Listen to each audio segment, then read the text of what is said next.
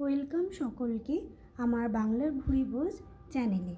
আজকে আমি রান্না করেছি রুই মাছের আলু দিয়ে ঝোল। তো এর জন্য তোমরা পুরো রেসিপিটি দেখতে থাকো আমার সঙ্গে। তাহলে আগে আমি কি করেছি, মাছগুলো বেছে ভালো করে ধুয়ে নুন হলুদ মাখিয়ে রেখেছিলাম। নুন হলুদ মাখিয়ে মাছগুলো রেখে দেওয়ার পরে আমি ওভেনে গ্যাসে কড়াইটা গরম করতে দিয়েছি মাছগুলো ভাজবো বলে। এবার আমি মাছগুলো আস্তে আস্তে ছেড়ে দেব কড়াইয়ের মধ্যে। দেখো, কড়াইয়ের মধ্যে আমি মাছগুলো দিয়ে নিয়েছি।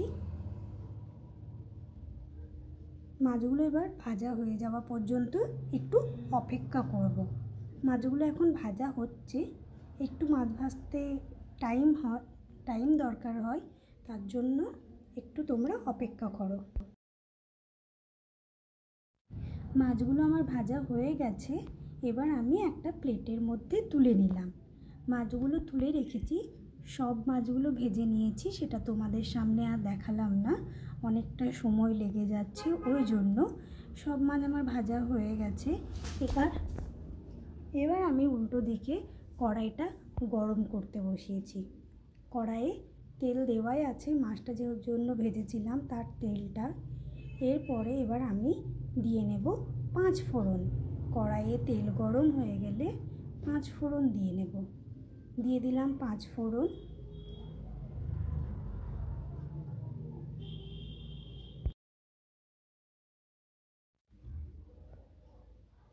পাঁচ ফোড়নটা হালকা ভাজা হয়ে গেছে। এবার আমি কেটে রেখেছিলাম, কুচি করে রেখেছিলাম পেঁয়াজ। তো এবার দেব পেঁয়াজগুলো তেলের ওপরে দিয়ে নিলাম। এবার পেঁয়াজগুলো ভাজবো।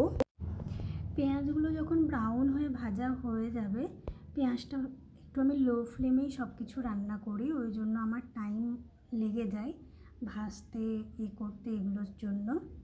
তো তোমরা মিডিয়াম ফ্লেমেও করতে পারো।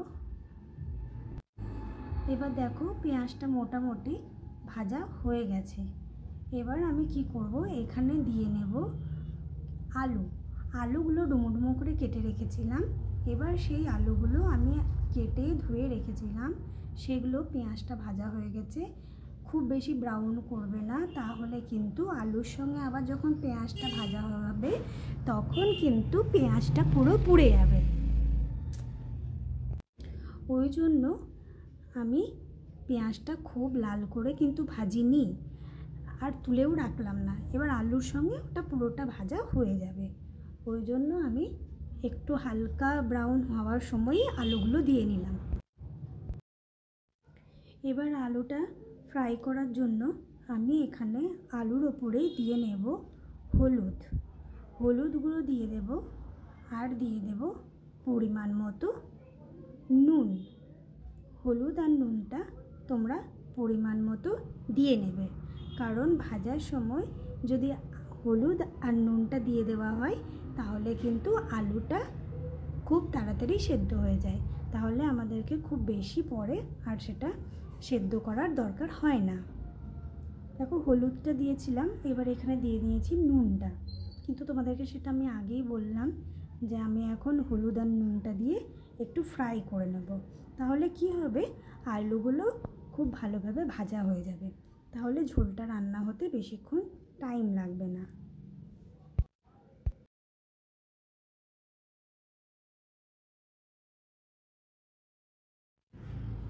এদিকে আলুগুলো ভাজা হবে, মানে নাড়াচাড়া করে দিতে হবে ভালো করে, তাহলে এই পেঁয়াজটা আর আলুটা একসঙ্গে পুরো একদম প্রপারভাবে ভাজা হয়ে যাবে।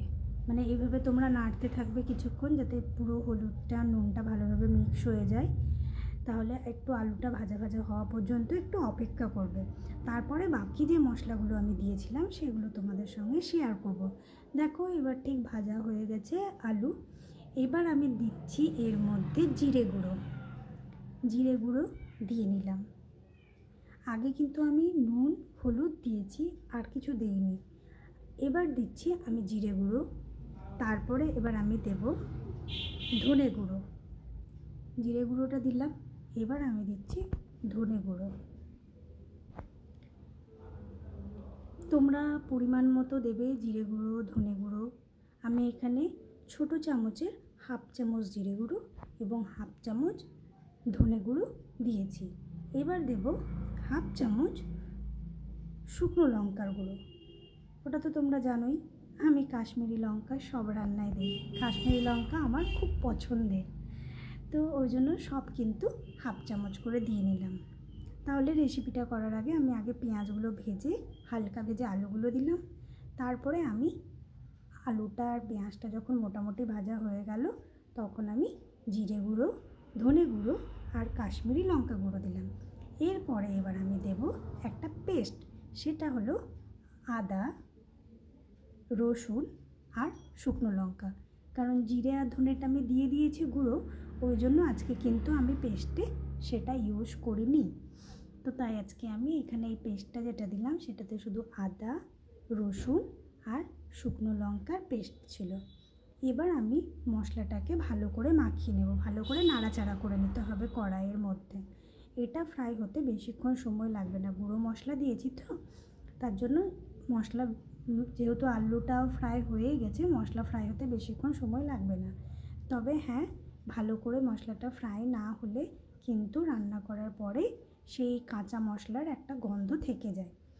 এবার এখানে আমি আর একটা জিনিস দেবো, সেটা হচ্ছে টমেটো। টমেটোটাকে ঘষে রেখেছিলাম, টমেটোটাকে ঘষে রেখে আমি এখানে দিয়ে নিলাম।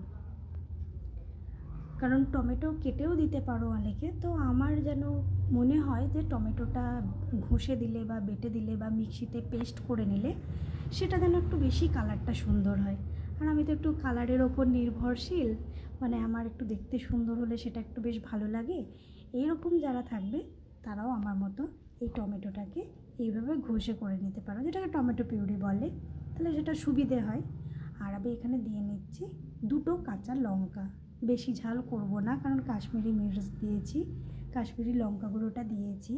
এমনি আজকাল রান্না আমার একটু ঝাল হয়েই যাচ্ছে, তাই আজকে ভাবলাম একটু হালকা ঝাল দিয়েই রান্নাটা করি। এবার আমি এটাকে কিছুক্ষণ ফ্রাই করব যাতে মশলাটা ভালো করে ভাজা হয়ে যায়।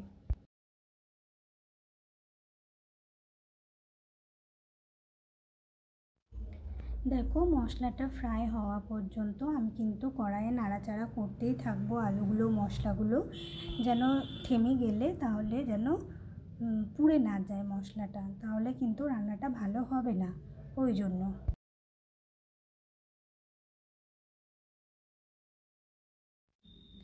এবার আমি এখানে আর একটা জিনিস দেবো, ওটা কিন্তু কখনোই আগে দিই না আমি।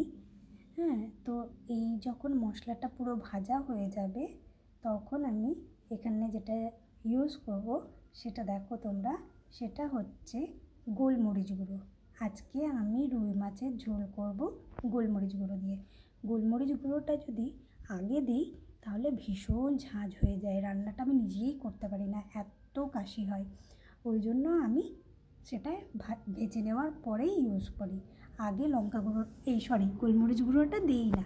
লঙ্কা দিয়েছি এমনিতেই ঝাল, আবার গোলমরিচ গুঁড়ো দিচ্ছি সেটা একটু বেশিই ঝাল, তো সব মিলিয়ে ভীষণ ঝাঁঝালো হয়ে যায়। তো এবার একটু ভালো করে ফ্রাই করে নেবে, তারপরে এখানে দিয়ে নেবে জল, পরিমাণ মতন ঝোল দিয়ে দেবে। তোমরা যতটা ঝোল করবে ততটাই দেবে। আমি আজকে রুই মাছের পাতলা ঝোল করছি, তাই আমি জলটা একটু বেশি ইউজ করছি। যদি কেউ ঝোল পছন্দ না করো তাহলে একটু কম জল দিয়ে সেটা করতে পারো। আর এরকম করে আলুটা ভেজে নিলে আলুটা প্রায় সেদ্ধ হয়েই যায়, তো বেশিক্ষণ সময় লাগে না করতে। এবার দেখো, ঝোলটা ফোটা পর্যন্ত একটু অপেক্ষা করতে হবে, ভালো করে নাড়াচাড়া করে মশলাগুলো মিশিয়ে দেবে। এবার দেখো ঝোলটা ফুটে গেছে। যখনই ঝোলটা ফুটে যাবে আমি সেই রুই মাছগুলো ভেজে রেখেছিলাম সেগুলো এখানে একে একে দিয়ে দেব। রুই মাছগুলো ফুটছে, বেশিক্ষণ সময় লাগবে না। মাছগুলো এপিট ওপিট করে ভালো করে ফুটিয়ে নামিয়ে নেব, কারণ ঝোলটা যেহেতু আমার ফুটে গেছে, আলুগুলো আমার সেদ্ধ হয়ে গেছে। দেখো রান্নাটা আমার কমপ্লিট হয়ে গেছে। তো বেশিক্ষণ ঢাকা দিয়ে রাখলে বা বেশি ফোটালে মাছগুলো কিন্তু ভেঙে যাবে, ওই জন্য আমি কিন্তু যখন মাছ রান্না করি ঝোলে তখন বেশিক্ষণ ফোটাই না। তো আমার রান্নাটা হয়ে গেছে, তোমাদের সকলের কেমন লাগলো অবশ্যই জানাবে। গোটা ভিডিওটা দেখার জন্য সকলকে অসংখ্য ধন্যবাদ।